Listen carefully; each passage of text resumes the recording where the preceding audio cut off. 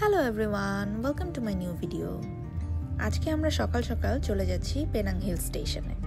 Penang আসার মূল উদ্দেশ্যই আমার ছিল পেনাং হিল ঘুরে দেখা আর আর্মেনিয়ান স্ট্রিটটা ঘুরে দেখার।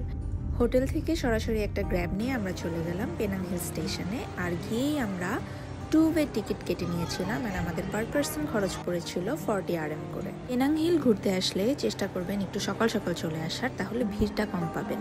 এখানে ডেইলি প্রচুর ট্যুরিস্ট আসে আর প্রচণ্ড ভিড় হয়, এই লাইনটা ধরে যেতে যেতেই অনেক সময় লেগে যায়। সো ফাইনালি আমরা ট্রেনে উঠে গেলাম আর আমরা সরাসরি চলে যাচ্ছি পেনাং হিলে।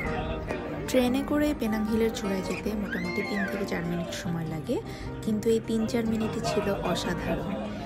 একদম সোজা হয়ে ট্রেনটা উঠে যায় পাহাড়ের চূড়ায়। উপরে ওঠার সময় সামনের দিকে থাকলে এবং নিচে নামার সময় পেছনের দিকে থাকলে খুব সুন্দর ভিউ পাওয়া যায়। ফাইনালি আমরা ভিউ পয়েন্টে চলে আসলাম and just look at the view. এখান থেকে পুরো পেনাং শহরটা সুন্দর মতো দেখা যায়।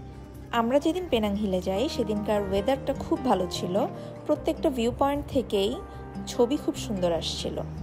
পাহাড়ের উপর থেকে এত সুন্দর পেনাং শহর, সমুদ্র, এগুলো দেখতে খুব ভালো লাগছিল। আমরা প্রত্যেকটা ভিউ পয়েন্ট ঘুরে ঘুরে দেখছিলাম। জায়গাটা কিন্তু অনেক বড়, এখানকার অনেকগুলো ভিউ পয়েন্ট আছে। মোটামুটি সারাদিন সময় নিয়ে গেলে আপনি পুরাটা ঘুরতে পারবেন।